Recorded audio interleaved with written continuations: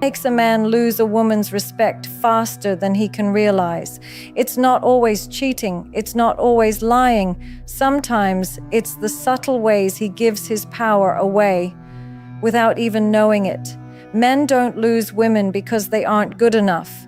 They lose them because they forget how to hold themselves like men. This video isn't about playing games. It's about learning the unspoken rules that separate high-value men from desperate ones. If you've ever felt like you're doing everything right but still losing her interest, it's time you knew the 6 things a man should never do with a woman. Step 1. Never beg for her attention. There's a silent language between men and women that most men miss entirely, and it's written in the way you hold or hand over your power. The quickest way to hand over your power is by chasing attention like it's oxygen. The moment a man starts begging for a woman's time, energy, or validation, he's not expressing genuine interest. He's signaling emotional scarcity, and that signal kills attraction because attention that is demanded never feels valuable. It feels cheap, forced, and desperate. When a man double texts because she hasn't replied, over-explains why she should care, or constantly tries to win her over with compliments, he isn't making her feel special. He's making himself look replaceable. The more you chase what isn't being given freely, the more you quietly teach her that you don't see yourself as the prize, which makes it impossible for her to see you that way either. A man who begs operates from fear, the fear of losing her interest, the fear of being forgotten, the fear of not being enough. That fear bleeds into everything he says and does. It's in the tone of his voice when he asks why she hasn't called back. It's in the eagerness of his responses when she gives him breadcrumbs of attention. It's in the way he rearranges his entire life at the slightest hint she might want to see him. And even if she doesn't consciously notice it, she feels it. And what she feels is neediness disguised as affection. The brutal truth most men don't want to hear is that women aren't drawn to men who need them. They're drawn to men who value themselves so deeply that they won't beg for anyone's attention, no matter how much they like her. Real desire is mutual. Real connection flows naturally. When a man starts chasing after a woman who's lukewarm, who's giving mixed signals, or who clearly isn't investing back, he's stepping into emotional quicksand. The harder he tries, the deeper he sinks into a dynamic where he's performing for her approval instead of standing in his worth. And once that dynamic is set, it's almost impossible to reverse. Because the moment a woman senses that a man values her attention more than his own dignity, her respect for him begins to dissolve. She may entertain him for a while, she may even use him as a backup option, but deep down, attraction turns into pity, and pity is a feeling a woman can never unsee once it's there. A high-value man understands that his attention is a gift, not a plea. He doesn't overextend himself to be noticed. He doesn't flood a woman with calls, texts, or desperate attempts to prove he's worth her time. He moves with a quiet confidence that says, "I know what I bring, and if you don't see it, that's your loss, not my wound." That kind of energy speaks louder than any words, because women don't just listen to what a man says. They feel the energy of how he sees himself. The less you chase, the more respect you command. The less you beg, the more curiosity you create. And the more you hold your power, the more likely it is that the right woman will step forward willingly without you ever having to force her attention. Step 2, never overshare your insecurities too soon. There's a fine line between authentic vulnerability and emotional overexposure, a line many men cross without even realizing it. Vulnerability, when shared with strength and awareness, builds connection. It signals emotional maturity, honesty, and depth. But when a man spills his deepest fears, wounds, and unresolved insecurities too soon, especially in the early stages of a relationship. It doesn't create closeness, it creates discomfort. Instead of making a woman feel trusted, it places an invisible emotional burden on her shoulders. She moves from seeing you as a potential partner to subconsciously feeling like your emotional caretaker, and that shift is a quiet death sentence to attraction. What men often think is openness, women often experience as unfiltered emotional need, and nothing drains desire faster than a man who dumps his unhealed baggage into a space that was never meant to hold it. Sharing your insecurities is not the problem. It's the timing, the depth, and the intention behind it. When you meet a woman, especially in the early stages, you're not laying your soul bare. You're allowing trust to build naturally over time. You're letting connection grow through mutual experience, not forced confessions.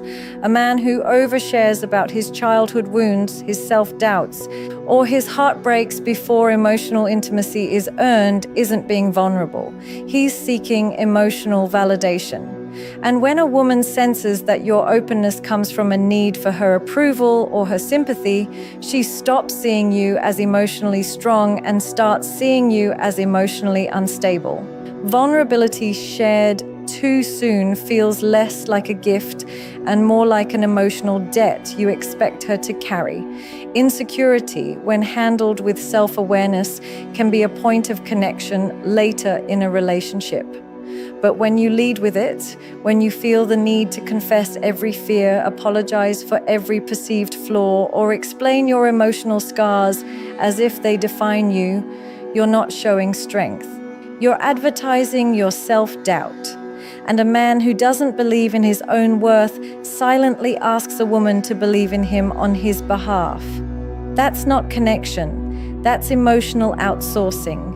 The irony is, the very thing you think will make her feel closer often pushes her further away, because no woman wants to feel responsible for holding a man together before she even knows if she can trust him with her heart.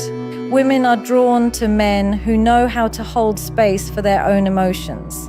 Men who can feel deeply but don't collapse under the weight of those feelings. Men who have processed their insecurities enough to share them in a way that feels honest, not heavy. Emotional sharing becomes powerful when it's timed right, when it's earned through genuine trust, when it comes from a place of self-awareness, and when it's shared without an unspoken plea for reassurance. Because ultimately, a man's ability to reveal his inner world isn't judged by what he shares. It's judged by how grounded he remains in the sharing. It's judged by whether his vulnerability feels like a reflection of strength or a cry for rescue. Step 3, never tolerate disrespect. Every relationship, whether romantic, personal, or professional, runs on an unspoken agreement of mutual respect. And the standard you set at the beginning becomes the standard the other person will keep following. The moment you allow disrespect, even in subtle forms, you silently give permission for it to continue. Disrespect doesn't always show up in loud arguments, insults, or blatant betrayal. Sometimes it's disguised in sarcasm that cuts a little too deep, in dismissive comments about your opinions, in passive-aggressive jokes at your expense, or in a consistent lack of appreciation for your effort and presence. And when you let these moments slide under the excuse of "it's not a big deal" or "she didn't mean it like that," you're not being mature.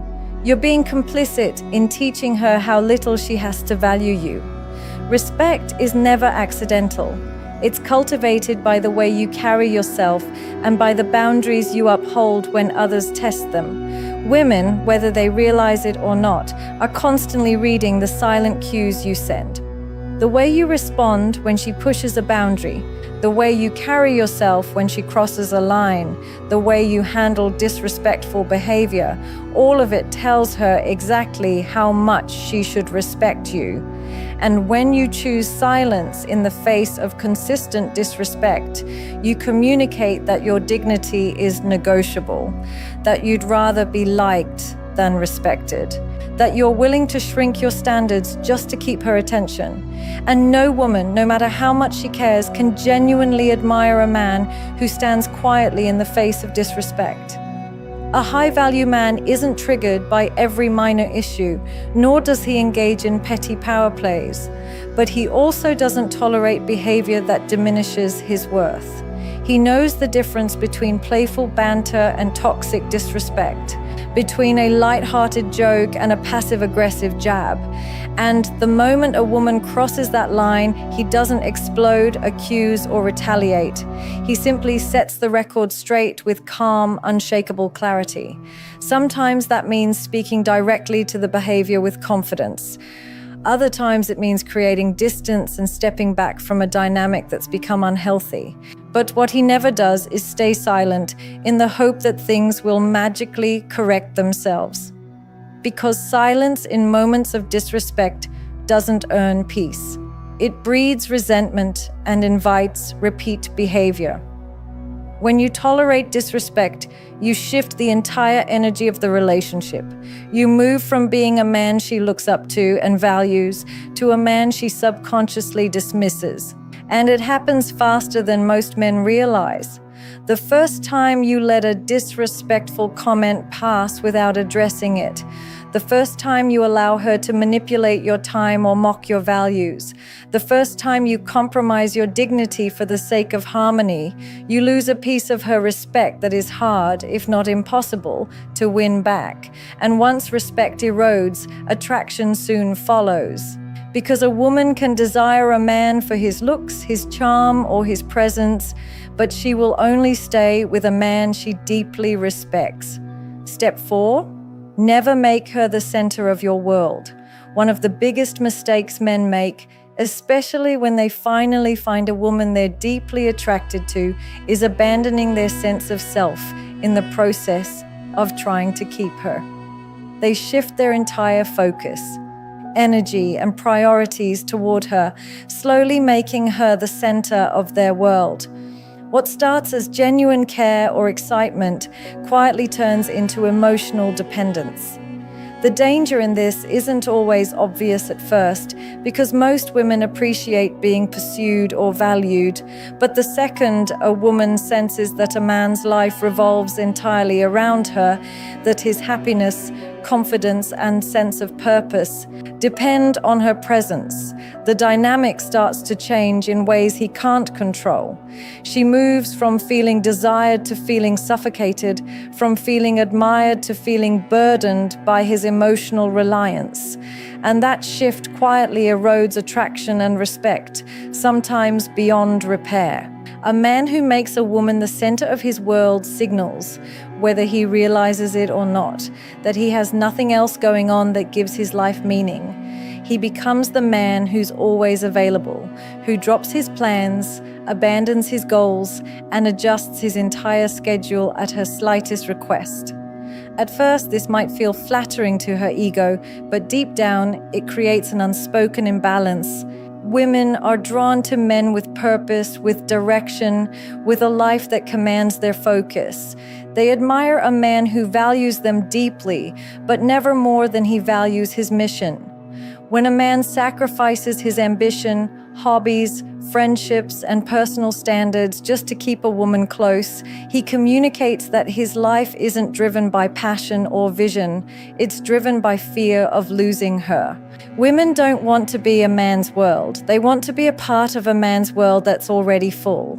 They want to join a life that is moving, growing, thriving, a life that has meaning beyond the relationship itself.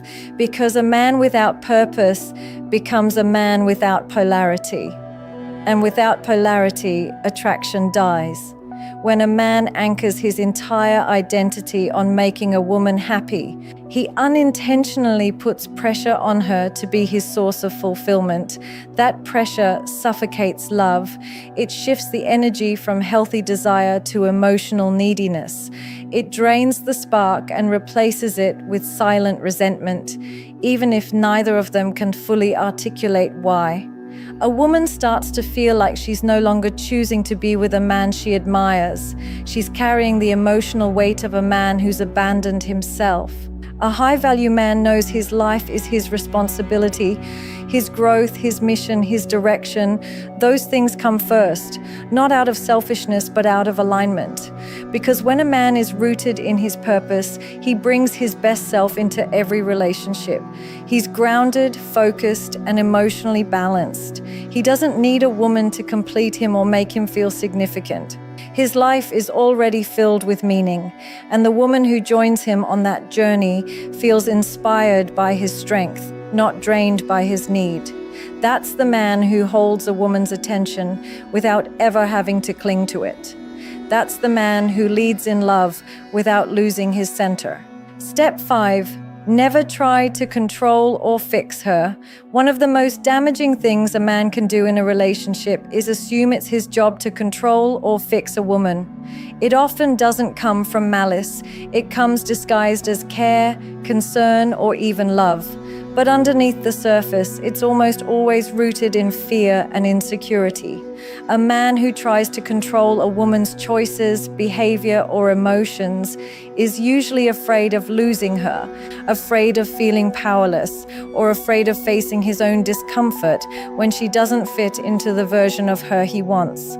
Control often masks itself as protection, but it always feels like suffocation to the one on the receiving end. Because control, no matter how gently it's presented, says, "You're not enough as you are, so let me manage you into who I need you to be." And no woman who values herself will ever thrive under a man who makes her feel smaller in the name of love. Trying to fix a woman is just another form of disguised control. It looks like constantly pointing out her flaws under the pretense of helping her improve, giving unsolicited advice about her personality, her choices, her friends, or her lifestyle, or positioning yourself as the wise one who knows better. A man who does this might believe he's being a leader in the relationship, but what he's actually doing is eroding trust and creating emotional distance. Because leadership in love isn't about changing someone, it's about inspiring them through example, not manipulation. Real connection happens when a man accepts a woman for who she is, not when he tries to mold her into his ideal partner. The second you step into the role of fixer, you step out of the role of partner and into the role of silent controller. The man who controls a woman may win her compliance for a while, but he will never win her heart. Compliance comes from fear, manipulation, or guilt, but real love can't breathe in those conditions. A woman might stay physically present when she feels controlled, but emotionally she will begin to shut down. She will feel the silent weight of being measured, corrected, and managed instead of being embraced. And even if she doesn't express it openly, over time, that silent frustration builds into resentment, and resentment becomes the silent killer of intimacy. Control doesn't create closeness. It creates emotional walls that words alone can't tear down once they're built. A high-value man understands that the healthiest relationships are not about ownership, control, or correction. They're about respect, autonomy, and shared growth. He knows that love is not a project to manage, but a connection to nurture. He accepts that he can influence through his actions, inspire through his consistency, and lead through his strength, but never by force, fear, or manipulation. He's grounded enough to stand beside a woman as her equal, not over her as her keeper. Because the strongest bond isn't built when a man tries to fix a woman, it's built when he chooses to love her while letting her be fully herself. Step 6, never abandon your masculine frame. Your masculine frame isn't an act you put on when you're trying to impress someone.